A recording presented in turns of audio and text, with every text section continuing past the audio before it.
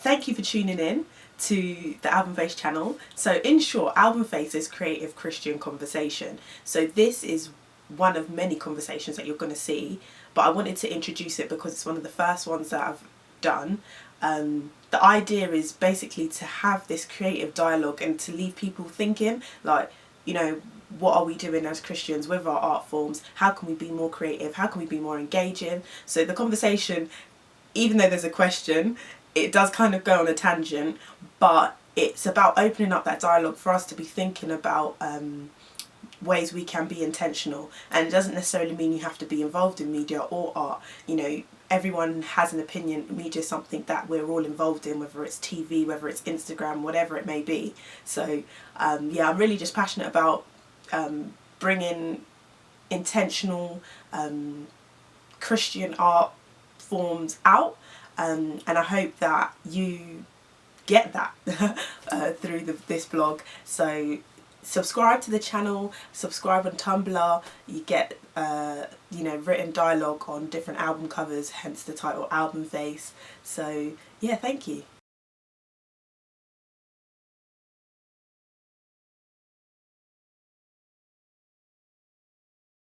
So it's really exciting. Welcome everyone. This is our first Album Face / Donkey Spoke gathering. I'm here with some amazing people who I actually will let introduce themselves. We'll start on the end there. I'm Sarah. I'm Adrian. I'm Vivian. Crystal. David. I'm Caleb. Fantastic. Okay, so today we are opening up another variant of the whole conversation, and we are discussing, are music videos needed for the advancement of the Christian music genre? Ooh, controversial. Okay, so for the purpose of our conversation, I'm going to define Christian music as being music that is not necessarily exclusively designed for, but aimed, written for Christian people to enjoy. And if the artist affiliates himself as being a Christian music artist. Yeah, so off the back of what I've said, I just want to hear simple yes or no answers. Do you think it is necessary? Definitely. Yeah? Yeah. Any no's in the group? No. I'm on the fence about it. I think there's actually quite a few. There's ways for yes and there's ways for no. I think there's kind of a middle ground. So, Sarah, you look like you've got something on your lips, so go ahead. I wouldn't say, I was kind of in the middle, that it's not, I think it's good and I think it's a good sort of platform, but then I don't know if it's necessary. So I think it's relevant, but I don't know that it's necessary, but I think it's still a good thing. That's why I'm like, it's not a complete solid yes, it's necessary, but it's not a no either. Okay, so is that because you enjoy them? Yeah, I do like watching videos. I like art. I like things that are creative, but and also because of the people that it can reach. In terms of there are a group of people who are on things like YouTube, who you have YouTube suggestions. They might just click on it and find it, and then go from one to the other to another. And if those videos aren't there, they can't find that music. So. Okay, let me nodded when Sarah was talking there. So what we would you agree with? Yeah, I'm gonna say yeah, because yeah, like you said about YouTube, even not everyone has SoundCloud and stuff like Spotify to stream music. Everyone has access to YouTube, even if you don't have an account. It's like, oh, have you seen this person's new video? Okay, let me just look at it. There's no, you don't have to sign up for anything, you just watch it. And also, I feel, not to sound like an artist, but just so people understand, sometimes a music video enhances the song. So I've had songs that I've just released the audio and it's like, okay, it's cool. Then I'll release a video for it and then people's reactions oh, but I'm like, it's not a brand new song, I've just done a visual that kind of complements, or hopefully complements what I'm saying in the song. So I think it is necessary for that music. Visuals important. I like that. Okay, so you're saying music videos. I'm also out here. I'm gonna throw something. What about lyric videos then? Because someone could argue that a lyric video could do exactly what you're saying as well.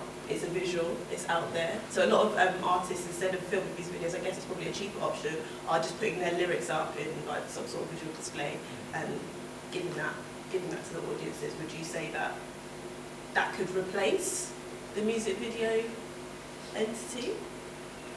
I'd say it's a bit of a mixture because I think it's really good to see the artist. Like sometimes you hear a song and it's like you kind of think, oh, I wonder what they look like, but actually having that person and that human person who's expressing their own song is fantastic. And I think even just for exposure to see that kind of there is even just Christian rappers and kind of different genres like that's outside of things like Hillsong and kind of more known kind of non-controversial, say, kind of Christian genres.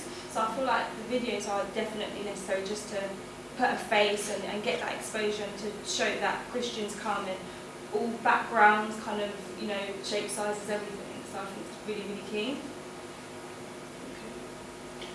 I mean, the other thing that strikes me about it, I would say yes, definitely need Christian videos, music videos. I think one of the things is that the gospel industry is still forming.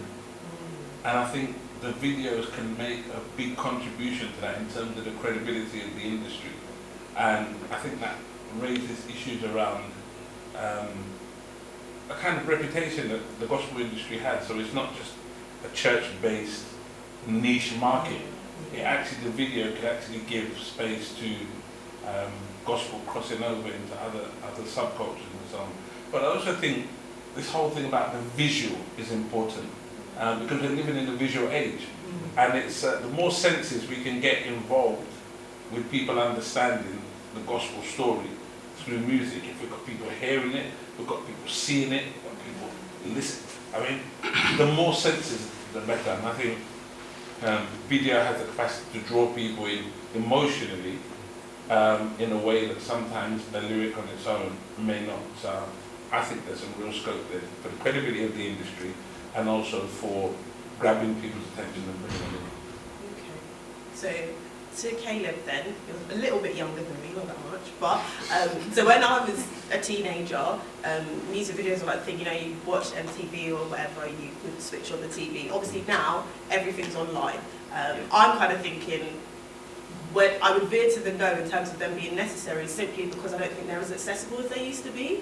So I guess coming from a younger perspective, if you think they're necessary, how would you access them? How does your age even access them, and how does the Christian genre take advantage of that access?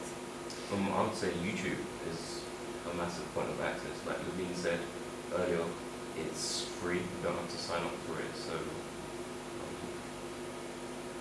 Facebook, other places of social media.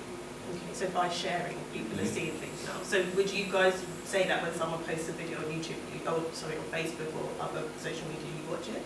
Because I'm very weary, especially when they are, I'm weary sometimes of the things that particular people may have posted, so I'll be a bit like, I'm not going to watch that just in case I see something I can't unsee. Like, I only tend to watch the ones from reputable artists, people that I know, or people who I may not know personally, but someone says that they've got a single coming out, they recommend them. So I would watch their videos, and I mean even some of the gospel greats like Loreen Cato. When she releases a song, it's good, but when she releases a video, it blows up even further, because I think it says something about the stature of the artist as well. I'm going to pause there.